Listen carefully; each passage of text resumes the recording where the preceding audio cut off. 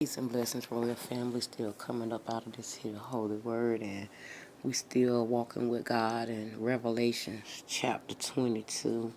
And within the first two verses, we're dealing with this pure river of living water, and we're also dealing with the tree of life and the healing of the nations.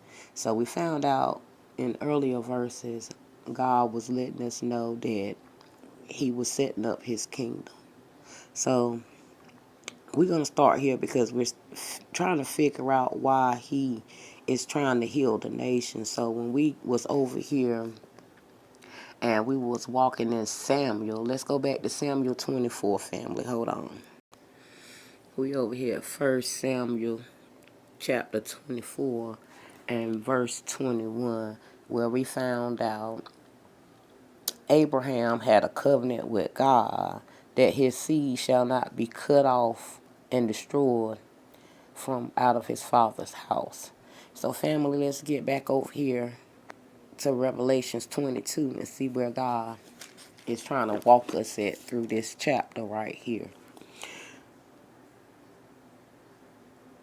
So we're going to go right here and we're going to start back at verse 3. And there shall be no more curse, but the throne of God and the Lamb shall be in it, and his servant shall serve him. So right here, God said there should be no more curse. So what is he talking about when he said there shall be no more curses? So he said, Queen, I need you to walk with my people real quick over here. And let me look at my notes, because, see, I told you God got me on notes right here. I just can't skip all over the place. I got to tell it to you how he told me to get it to you. He told me to walk the Zechariah 14:11. So hold on, let's travel with God to Zechariah, family. So, family, God told me to travel over here to Zechariah chapter 14. He said, Queen, I need you to start at verse 11.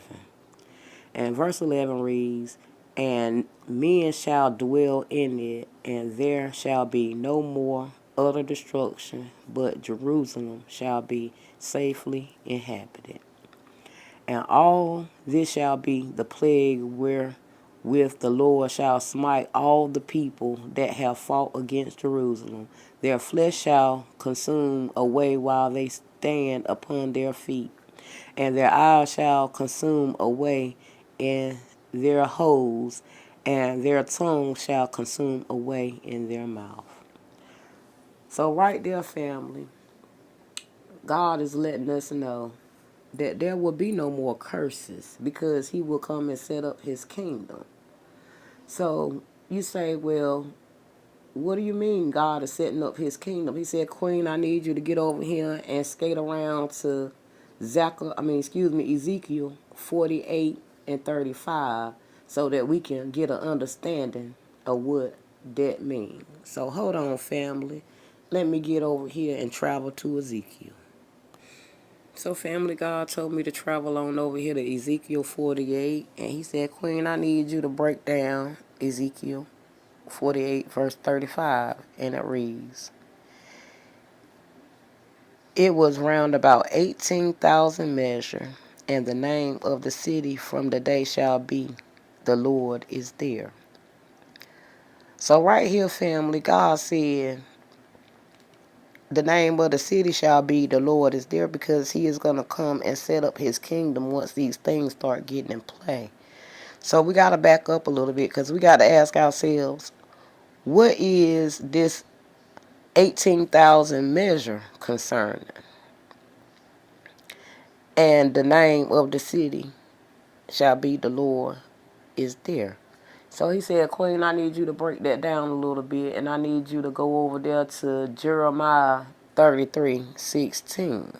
So hold on, family. Let's skip over to Jeremiah and see what God has to say about this measure and this city that he resides in. So, family, we done traveled down to Jeremiah, and God said, I need you to go to 33.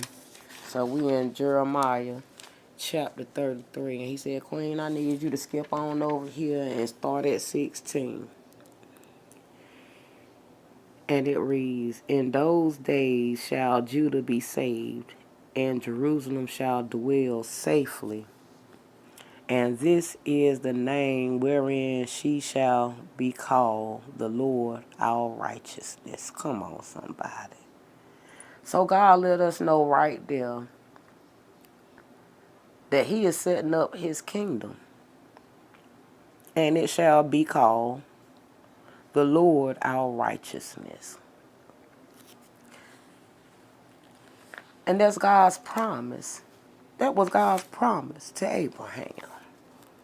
So let's get back over here to Revelations 22 and see what else God is talking about as we travel along this journey, family.